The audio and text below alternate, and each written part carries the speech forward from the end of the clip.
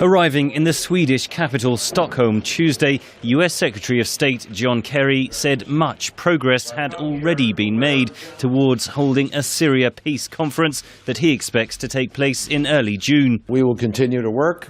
We're all in touch. Meetings are going on every single day. We believe the only way to settle Syria is through, the best way to settle Syria is through a negotiated settlement.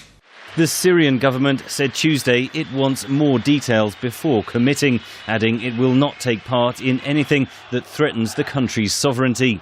Kerry said he believes government envoys will attend, but had this warning for Syrian President Bashar al-Assad. Now, if President Assad decides to miscalculate again about that, as he has miscalculated about his own country's future over the course of the last years, it is clear the opposition will be receiving additional support. So far, the US has stopped short of supplying weapons to the opposition, but allies Britain and France are pushing for an end to the European Union arms embargo, and Turkey's Prime Minister in a US visit this week is expected to press Washington for help arming the rebels.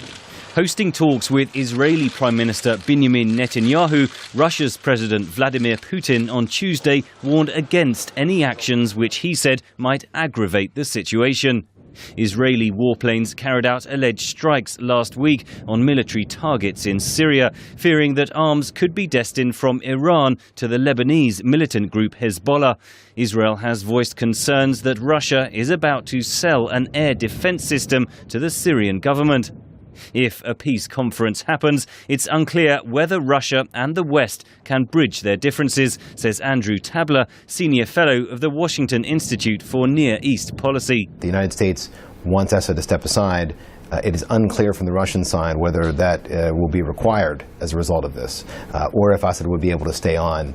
However, Tabler says the Assad government may see some benefit in attending a peace conference. I think that the Assad regime has an opportunity there from its own standpoint, that if it came to the negotiating table and something that was ambiguous, it could split the opposition. You could have those with the opposition going to talk to them.